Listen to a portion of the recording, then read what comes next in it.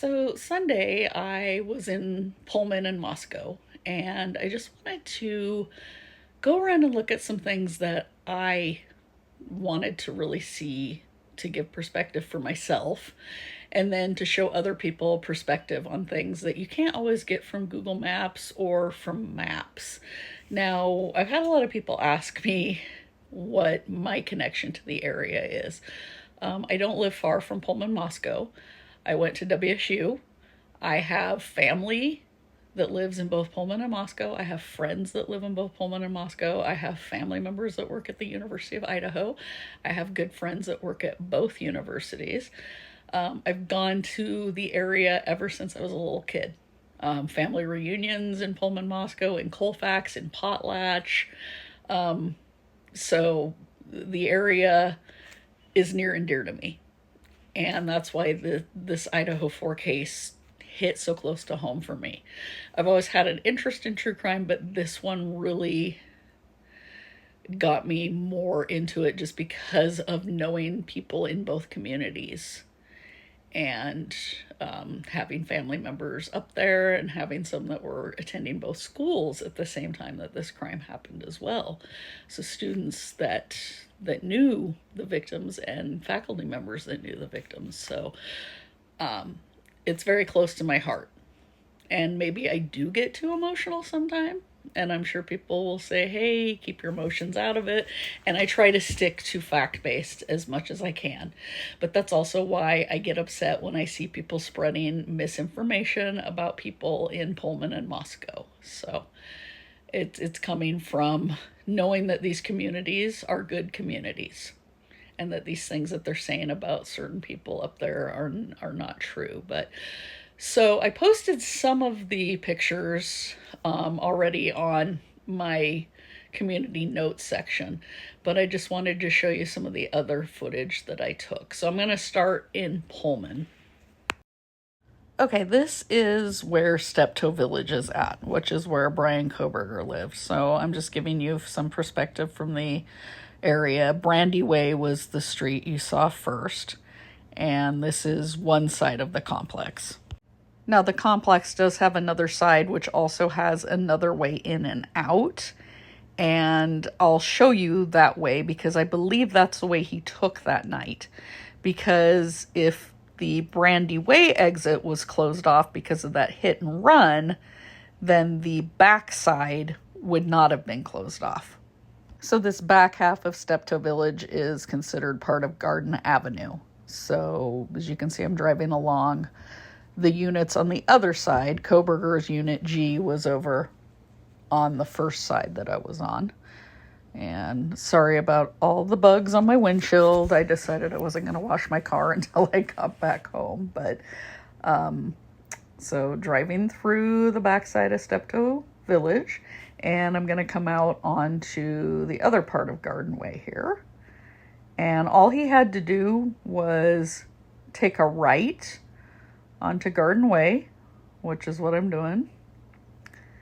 And then it takes you right out of Garden Way onto Merman Drive. And then the stop sign right here is Merman, and right down at the end where you see that other stop sign is where Valley Way is. And Valley Way connects you with Stadium Way, which would have posed no problem for him getting onto Stadium Way that night. And of course, from the probable cause affidavit, it is alleged that he did take Stadium Way to head to Moscow. Now, something of note is in the PCA, it says that his phone used cellular resources, consistent with where his apartment was in Steptoe Village. It doesn't say a cell tower. It says cellular resources, and I'll show you why it doesn't specifically say a tower. That's because when I was sitting in the parking lot at Steptoe Village, it was telling me there were 7 cellular resources just in that area. So that not only includes towers, but small cells, which means they can narrow down exactly where he was when his phone was pinging. And it shows that there was a GSM resource, there was an LTE resource, but there are 7 in that particular area. It is very unlikely he was pinging off a tower or cellular resource in Moscow while sitting at his apartment. Okay, this is coming up Stadium Way to where Southeast Nevada Street is. And then this is what the area looks like, and it is actually in front of the Spark building. And if you notice, there is an ATM, and there's a pedestrian walkway. You can't go back towards the Spark building, so you can't go further north. But what you can do is loop around by the Elson Floyd Multicultural Center, so I'll show you that on the map real quick. So I dropped a pin where I was parked there on Washington Street, but you'll see Southeast Nevada stops there at the Spark. You can't go past that, but he could have circled around Southeast Idaho Street and up around back to Washington Street, or he could have gone down into the parking lot on Spokane Street and looped back up around. But in any case, he was seen coming back out on Southeast Nevada Street, headed back towards Stadium Way at 2:53 a.m. Now, I keep wondering if that 9-minute gap between when he was seen going on to Nevada and coming back onto Stadium Way was being utilized at the cash machine. That's also when his phone stopped responding, which is interesting. Because as you see in the PCA, it says that approximately 2:47 a.m., the phone stops reporting to the network. That's when he turned up Southeast Nevada Street, right there by the Spark building. I am wondering if he pulled into a parking space or stopped at that cash machine and turned his phone off or put it in airplane mode. Because that is not an area that's without cell phone service. I have AT&T just like he did. Now I know it's 2 years later, but I have enough experience going to Pullman that I've never lost AT&T network coverage in Pullman on campus. So there's no way he would have lost coverage that night, especially on campus by the Spark building. Now, the next thing I want to show you is where his office is in relation to Nevada Street and the Spark. Because I've seen a couple people saying they believe he parked there to go up to his office. But that is not where you would park if you were going up to Wilson Hall. So let me show you. Okay, the building I highlighted in yellow is the Spark building off of Southeast Nevada. And then you can see where the pin is Wilson Short Hall. So you can see that's a little ways. I mean, I know it's a campus and everything's kind of close together on the campus, but that is definitely not where you would park. Okay, the intersection right there is where the Spark building is, Northeast Nevada. Then I'm going to keep going up Stadium Way, and you'll see that pedestrian walkway up there, and that is for the residence halls. So we're still down past almost to Highway 270 where residence halls are, but we're headed towards where Wilson Hall is. And as we get up to the next intersection, you will see a parking sign. And that is for the 2 parking garages, 2 of the 3 that are right by Wilson Hall. And they're the Smith Education Building and the Fine Arts Building. So right there where that parking sign is where you would generally park to go to where his office is at Wilson Hall. And then I'm going to show you one other spot you would park in to go there. And I'm going to keep going because this shows you the road that Wilson Hall is on. So it's actually right by the stadium. So it's past those 2 parking garages and it's right up there. And I'm lucky I didn't get ticketed because I drove up Wilson Road up past the stadium and by the student union to show you Wilson Hall because this is a pedestrian and bike only parkway. You're not supposed to drive up there.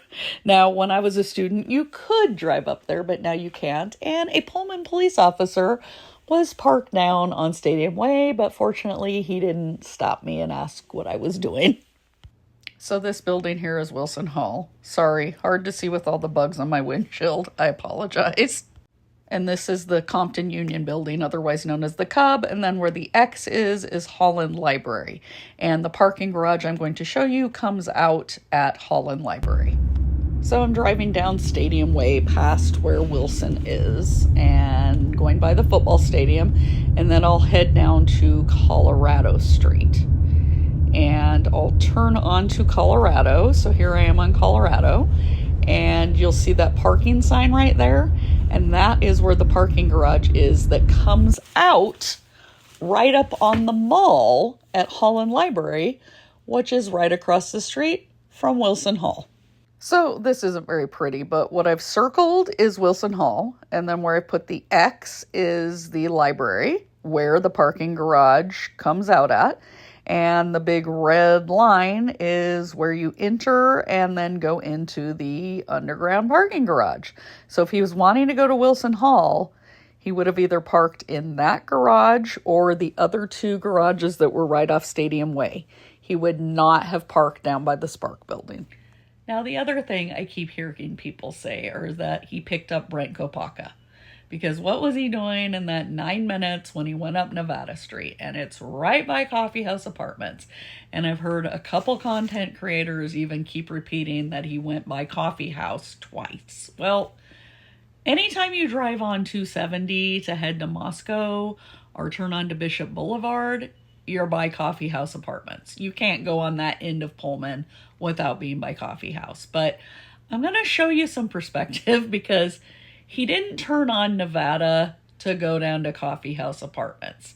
And I heard somebody else say, well, Kopaka could have walked out of his apartment and right up from his apartment behind it onto Stadium Way. Well, let me show you that terrain. So here is where Coffee House Apartments is. It's down a big embankment behind Highway 270. You can see the Stevenson Complex dorms off over to the side. But yeah, he didn't just walk out of his unit and climb up that hill onto Stadium Way. That's just not possible. He would have had to walk down Latah Street, down to Bishop, and up. And I just don't think that that's what happened. And just for perspective, here is the drive down Latah from Coffee House Apartments. And you turn on to Bishop, and then you've got to turn on to Highway 270. So this is to just give you the view of what that entails. And then when you turn on to Highway 270 to head to the campus, then you can see how you're coming upon the Stevenson dorm complex. And off to the left would be where some businesses are, like Cellular and Coffee House Apartments are down below on that steep embankment. Now, the other reason why I don't believe that when he stopped near Northeast Nevada for 9 minutes was to pick up Kopaka was because, A, my own independent research, I have not found any connections from Kohberger to Kopaka. I have not found that they knew each other at all. But also, Kohberger's own attorney, Ann Taylor, said that he was out driving alone. So if he had picked somebody up that night, that person would have been his alibi, and his attorney would have been saying that he was with someone. But she's saying he was alone that night, or that morning, actually. The murders took place in the morning. But that tells you he didn't pick anyone up. So can we put to bed that he picked up Kopaka? Finally. That's just a rumor that is needless and should have never been started. So now I'm going to show you, if you were leaving Pullman to go to Wawawai Park, the way that you would take. Because in all my time living up there and going to Wawawai Park or to the dunes, we never went down Stadium Way towards Highway 270 like we were going to Moscow or out to Bishop Boulevard. We always went out Grand Avenue and took Old Wawawai Road. Okay, you would go down Grand Avenue and turn onto Davis Way, which is also another part of Highway 270, but clear on the opposite side. And then you would turn onto Old Wawawai Road. And I don't know if you can see that road sign, but that is directing you to Wawawai Park, actually. So I will zoom in on it for you. I know it's hard to see, but it does say Wawawai and Almota. And then you would keep driving on Old Wawawai Road until you come to this intersection of Highway 195. And it'll take you on to the rest of Wawawai Road, where that Lewiston Spokane side is. You'd keep going straight, and that will take you to Wawawai Park and to the Snake River. And this is just the map showing you. You would go from Steptoe Village onto Stadium Way, to Grand Avenue, to Davis Avenue, to Old Wawawai Road, all the way to Wawawai Park. So what the defense wants us to believe is that he left his apartment and went clear down Stadium Way towards 270, like you were going to head towards Moscow, and then went through downtown Pullman, headed back over towards Grand Avenue to get back over to Davis Way on that part of 270 to go to Wawawai. That makes no sense to make that loop in the opposite direction. So I'm not buying that he went that way if he was truly going to Wawawai Park. I think he went down Stadium Way because he was going over to Moscow that morning. Now, the PCA does say that his car was spotted in the 700 block of Indian Hills Drive over in Moscow. I did drive on Indian Hills Drive. I did not take photos because I don't believe in posting photos of somebody's house. But I spotted at least 4 ring cameras on houses in that 700 block. So I believe they probably got some pretty good footage of his car. And then it said next it was seen at Steiner with Highway 95, and there had been that big dispute over whether it was the camera at the A&W. Well, now I am convinced it was the A&W camera because I saw it in person, and it is angled towards Highway 95 intersection with Steiner before Steiner turns into Louder. Okay, so here's that one camera that Get a Clue Sigma Chi was talking about. But that one really only faces the parking lot. This was the camera I was talking about up above. And hard to tell from that angle, but when I came in from a different angle, it is definitely facing the intersection. And here is that intersection of 95 and Steiner where it turns into Louder. So you can see right here from this angle, that camera is angled out at the intersection. So I am 100% certain now that is the camera that picked up the car with no front license plate at the intersection of 95 and Steiner before it crossed over on to Louder Street. Now, after I went from Steiner across to Louder, I did head up to Ridge Road and Walenta and did go down to Taylor, onto King, and onto King, 1122 King. I did not take photos to post here because I'm not going to do that. I'm not one of those people that was wandering around the neighborhood. I just snapped a couple quick photos of the memorial where the house used to be, and that was it. But I will tell you, I looked at the King Road apartments. There is no cameras on top of those apartments. I know some people had thought maybe there was. There's some satellite dishes from no cameras. And I did go around to Linda Lane. I looked at where those cameras were. You are not hearing any noises from inside 1122 King Road on those 2 cameras. One of them is right by the laundry room. You're picking up noises from washers and dryers that were running that night, but you're also picking up noises from the apartments right by that camera. Like there's units right there. So you're picking up the people in those units, their televisions, their radios. If they're talking loud, you're picking up people out in the parking lot. Same with the other Linda Lane camera. It is picking up what's in the units on that building. So any noises you were hearing are not from 1122 King. And they have nothing to do with 1122 King. Nobody was killed at Linda Lane and moved back over to King Road. This is just stupid conspiracy theories. But there is no way those cameras picked up sound from inside 1122. We all know the one that picked up sound that we won't hear until trial was the house right next door. And yes, that house right next door was basically right on top of 1122. There's hardly any distance between those two houses. So I believe that that audio is going to be very good quality because of how close those two houses were. And I also believe that the video of the car is likely going to be very good quality as well, because that was right there. That's right by the street. So, and then after that, I did go down Taylor, and then I went back towards Walenta. And from what I could tell, there are some Ring doorbell cams on Walenta. So I saw two. It was hard to tell though, because a lot of houses are away from the road.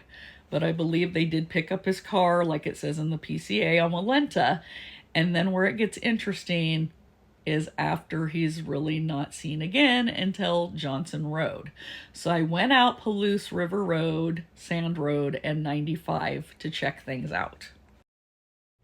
But before we talk about routes home, let's talk about the PCA again. How they say that he utilized cellular resources, not cell towers in particular, but cellular resources that provide service to 1122 King Road. So when I was sitting at King Road, you can see the blue dot was where I was sitting. So actually on Taylor Avenue, there were 11 cellular resources in that area alone. And then I stretched it out a little bit so you could see further, and there were 15 cellular resources in the greater area. And then if you look at campus from where I was sitting, there are 23 cellular resources. So not all of those are towers. Those are small cells that are going to be on buildings and light poles and other things in the greater campus area. I went to eat at the Taco Time. That's where the blue dot is that I'm at. And this tells you the 4 that were in the area I was in. Now, these are the cellular resources that are listed in the area of the Palouse Empire Mall, which is on Highway 8, Pullman Road. I know a lot of people said, well, Koberger could have been at the mall and pinging off the same tower as 1122. Well, yes, that's true. However, because there are several small cells, they are going to be able to pinpoint almost to an exact location where he was every time he went to Moscow. They will be able to triangulate with no problem.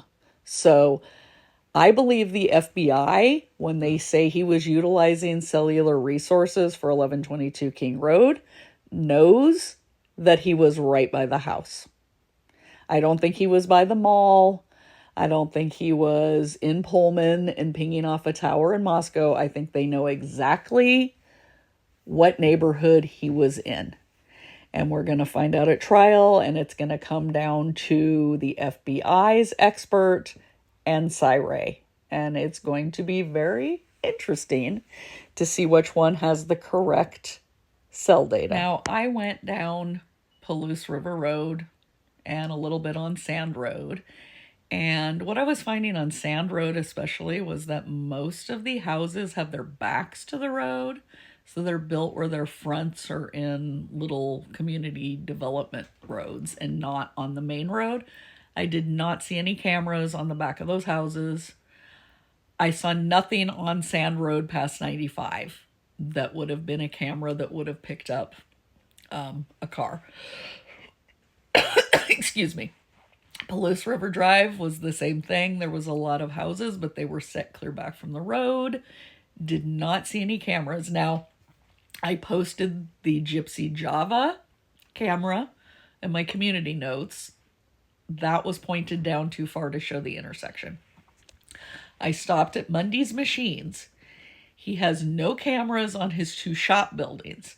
Where his cameras are on his private residence. Now, I'm not going to show a picture of that because I was not going to stop in front of his house and get out and walk up and take a picture.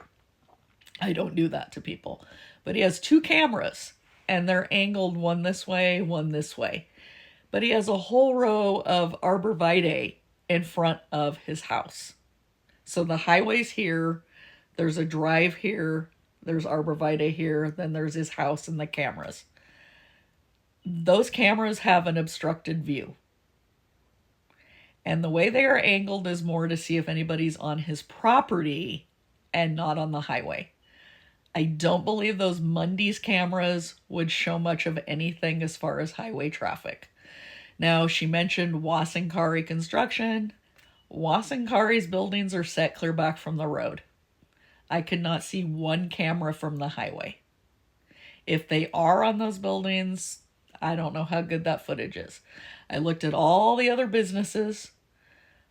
Schweitzer Engineering is set clear back away from the highway. So if there is cameras, which I assume they do have them, engineering firm I would think would have them, they're not going to pick anything up on the highway.